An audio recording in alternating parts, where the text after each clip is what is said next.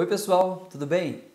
Nós vamos utilizar o que nós vimos nas aulas anteriores, número complexo, fasor, para analisar um circuito em corrente alternada. Então aqui está o exemplo. No circuito abaixo, obter a corrente e as tensões em regime permanente. Então é o correspondente a obter a solução particular da equação diferencial que rege este circuito, tá certo? Então eu tenho um circuito elétrico com uma fonte de tensão alternada, com amplitude 80 volts e uma frequência angular de 100 radianos por segundo. Tem um indutor de 0,5 Henry, um resistor de 20 ohms e um capacitor com capacitância de 651 microfarads. Micro é 10 a menos 6. Eu quero obter essa corrente no circuito, que é a mesma para todo mundo, eles estão em série, e a tensão em cada elemento, certo? Bom, aqui está a frequência 100 radianos por segundo. Então, utilizando a lei de Kirchhoff das tensões, ou lei de tensões de Kirchhoff, eu vou circular essa malha, esse percurso fechado aqui, esse laço, no sentido anti-horário. Então eu tenho menos, achei o sinal de menos a tensão da fonte, menos VF, mais a tensão no indutor, encontrei mais a tensão no resistor, mais a tensão no capacitor e voltei para o ponto inicial igual a zero. Tá? Passando essa tensão da fonte para o outro lado, aqui está. Então essa é a equação em termos de tensões, bastante simples. Tá? Nós já vimos que no indutor a tensão é L dI dt. Certo? No resistor a tensão é R vezes I. No capacitor, na verdade, eu vou escrever em termos de carga que é mais simples, para não ter que escrever integral aqui. No capacitor, a tensão é a carga dividido por C. Eu já tinha falado que capacitância é a constante de proporcionalidade entre a carga nas placas do capacitor e sua tensão, certo? Então aqui está a equação e a fonte foi dada 80 cosseno de Ct. Esta é a equação diferencial que modela, que rege este circuito. Tá? Esta equação diferencial, tá? Ela está em termos de corrente e carga, eu vou derivar em relação ao tempo para ficar tudo em termos de corrente. Por quê? Derivando em relação ao tempo ficou derivada a segunda, aqui ficou derivada a primeira, e a derivada da carga em relação ao tempo é a corrente. Agora eu tenho uma equação diferencial linear de segunda ordem que rege, que modela, tá, este circuito. E aqui é a fonte, tá, é a excitação aqui devido à fonte, na verdade é a derivada da excitação. Bem, como que eu resolvo esta equação diferencial? Primeiro eu tenho que obter a equação característica, o polinômio característico, vai ser uma equação de segundo grau. Resolvo essa equação de segundo grau, tá? E obtenho a solução da equação homogênea, supondo que essa excitação fosse nula, com constantes a serem determinadas depois a partir das condições iniciais. Depois eu tenho que obter a solução particular, somar com a solução da homogênea, tá? Para obter a solução particular eu tenho os coeficientes a determinar. Dá um trabalho muito grande mesmo, tá? Então o Homer ficou desesperado, não sem razão. Então nós não vamos fazer todo esse procedimento, nós vamos utilizar números complexos, especificamente fasores. Então aqui está o meu circuito original, certo? Eu vou passar para este circuito para o domínio da frequência.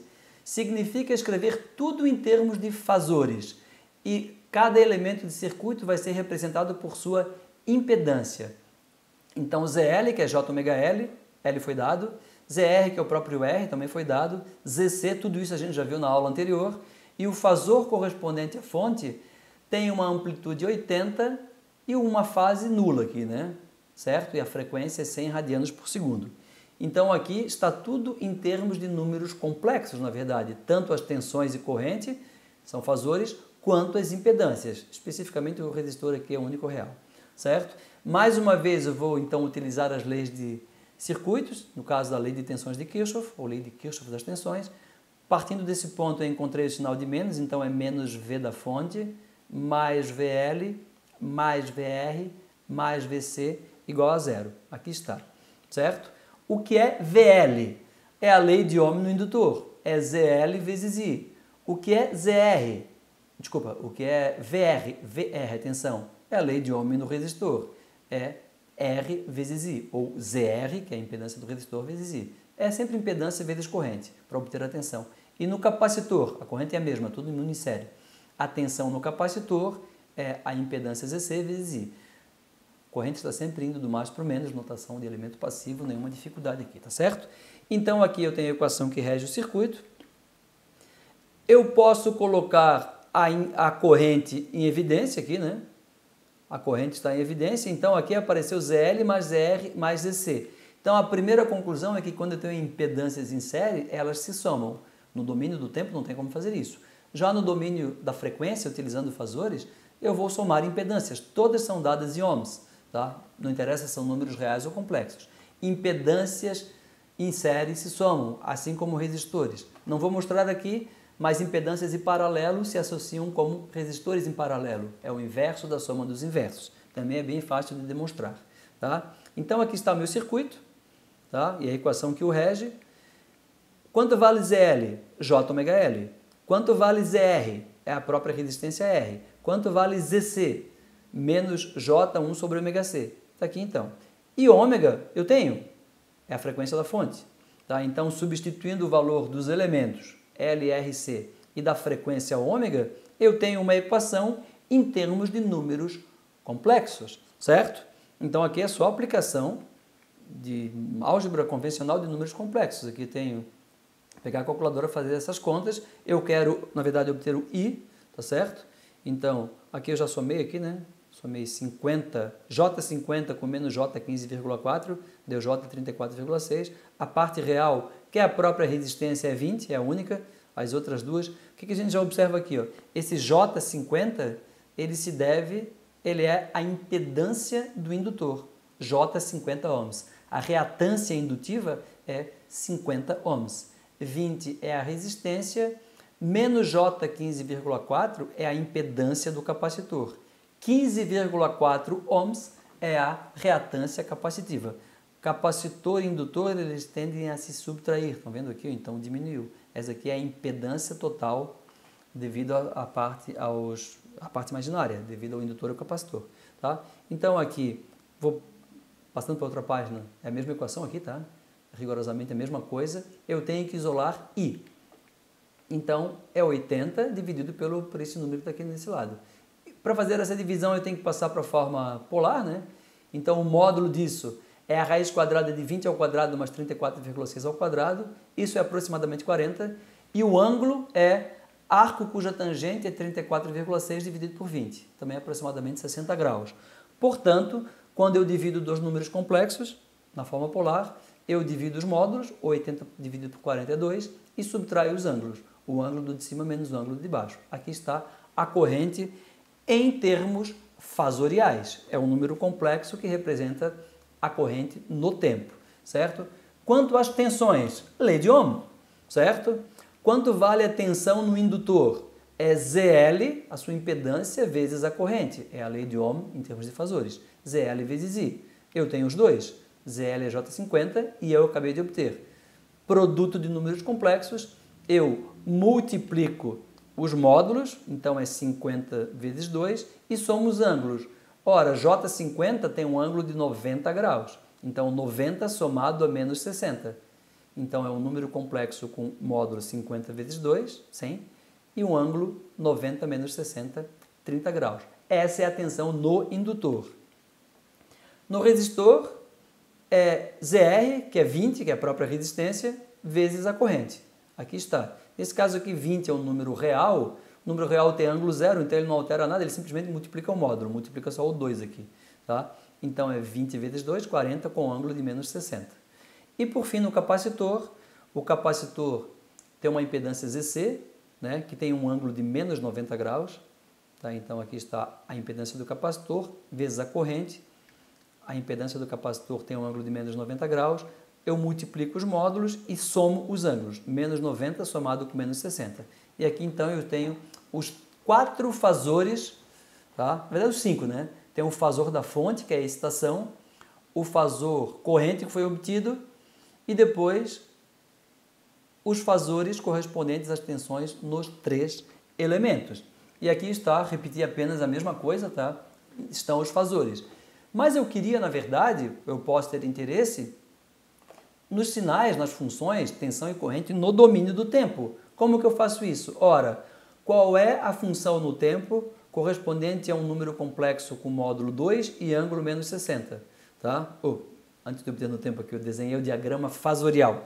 Então, esses fasores aqui, desenhados no plano complexo, eixo imaginário na vertical, eixo real. Tá? Então, o VF é 80 com ângulo de 0 grau, está aqui representado.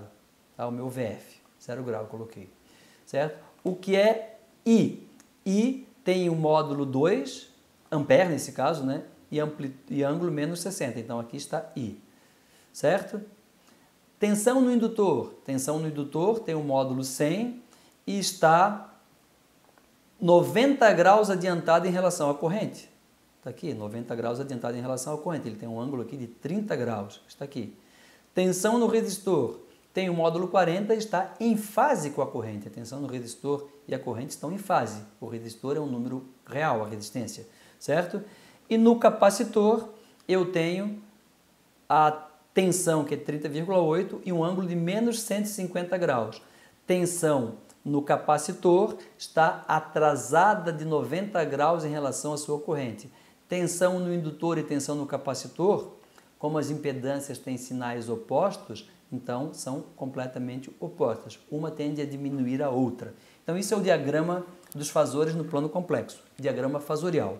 Agora sim, os sinais correspondentes no tempo.